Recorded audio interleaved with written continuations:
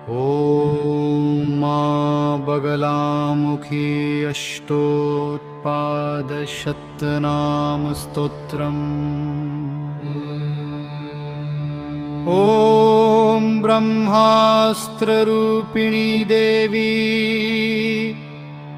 माता श्री बगलामुखी।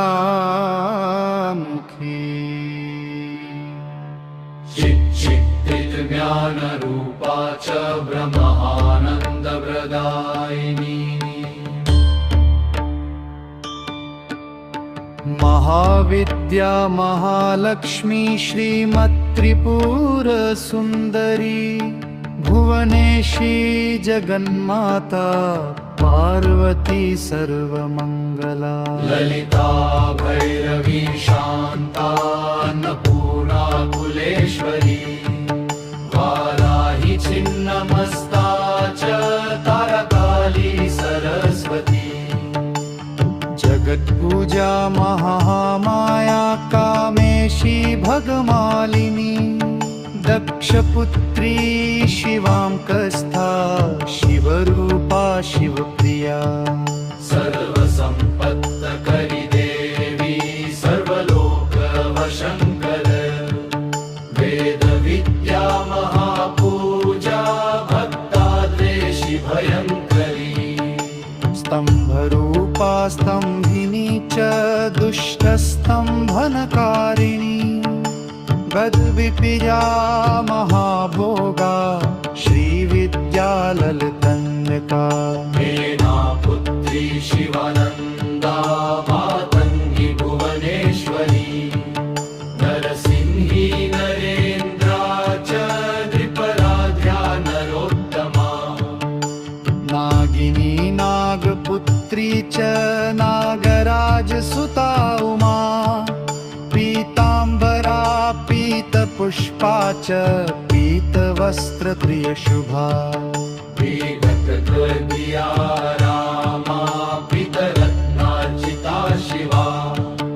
अर्धचन्द्रधारी देवी गदामुद्गरधरिणी। सावित्री त्रिपदा शुद्धा सद्यो रागविवर्धिनी। विष्णुरूपा जगन्मोहा ब्रह्मरूपा हरिप्रिया। रुद्ररूपा रुद्रशक्तिमयी भक्तवत्सला।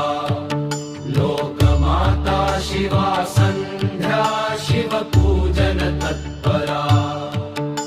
धनाध्यक्षा धनेशी च धर्मदा धनदा धना। चण्डदर्पहरिदेवी शुम्भासुरनिवर्हिनी। राजराजेश्वरी देवी महिषासुरमर्दिनी। मधुकैटवहन्त्री च रक्तकचविनाशिनी। भ्रूराक्षदैत्यहन्तरी च भण्डासुरविनाशिनी। रेणुपुत्री महामाया भ्रमरी भ्रमरम्बिका। ज्वालामुखी भद्रकाली बगला शत्रुनाशिनी। इन्द्राणी इन्द्रपूजा च गुहमाता गुणेश्वरी।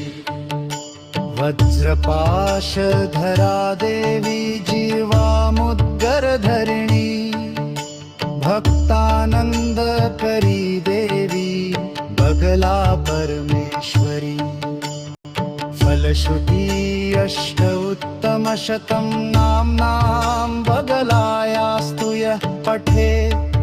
रिपौ बाधा विनिर्मुक्तत लक्ष्मीस्थैर्यमुवाप्नुयात्। भूतप्रेतपिशाचश्च ग्रहपीडा निवारणम्।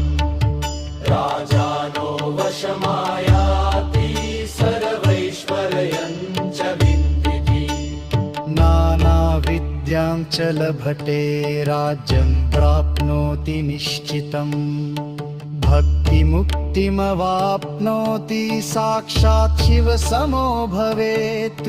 श्रीरुद्रयामले सर्वसिद्धिप्रद श्रीबगलाष्टोत्तशतनाम स्तोत्रम्।